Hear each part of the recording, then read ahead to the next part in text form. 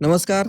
ज्या जिल्हा परिषद निवडणुकांकडे आपलं सर्वांचं लक्ष लागलेलं होतं, त्या 12 जिल्हा परिषदा आणि 125 पंचायत समितीच्या निवडणुका ज्या आहेत, त्या आज निवडणूक आयोगानं पत्रकार परिषद घेत कुठेतरी जाहीर केलेल्या आहेत. गेल्या अनेक दिवसापासून ह्या निवडणुका कधी लागणार याकडे सर्वांचंच लक्ष लागलेलं होतं. जर पाहिलं तर ज्या जिल्हा परिषद आणि पंचायत समित्यांनी 50% आरक्षणाची जी मर्यादा आहे, ती ओलांडलेली नाहीये. या संपूर्ण जिल्हा परिषद पंचायत समितीच्या निवडणुका ज्या आहेत, त्या कुठेतरी जाहीर करण्यात आलेल्या आहेत. अर्ज दाखल करण्याची जी तारीख या संदर्भात असणार आहे, ती जर बघितली तर 16 जानेवारीपासून उमेदवारांना अर्ज दाखल करता येणार आहेत. 21 जानेवारी ही अखेरची तारीख असणार आहे.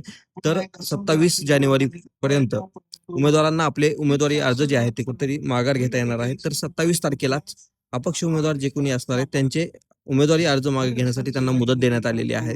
याचबरोबर जर बघितलं तर 5 फेब्रुवारी रोजी सकाळी मतदानाला जी आहे ती सुरुवात होणार आहे. या दिवशी संपूर्ण मतदान जे आहे पार पडणार आहे. तर 7 फेब्रुवारी रोजी संपूर्ण मतमोजणी प्रक्रिया जी आहे ती पार पडणार आहे आणि राज्यातील या ज्या काही 12 जिल्हा परिषद आहेत, पंचायत समित्या आहेत, या संपूर्णची जे काही कारभारी कोण आहेत ते समोर येणार आहे. धाराशिव जिल्ह्यातील देखील ही संपूर्ण निवडणूक जी आहे ती चुरशीची होणार असल्याचं कुठेतरी मागील काही दिवसांमधील जे काही जिल्ह्यात राजकारण घडते त्यावरून समोर आलेलं आहे आणि जिल्ह्यातील जे काही लहान मोठे अपडेट्स असणार आहेत त्या संपूर्ण व्हिडिओच्या माध्यमातून असतील आम्ही तुमच्यापर्यंत पोहोचवण्याचा प्रयत्न करणार आहोत.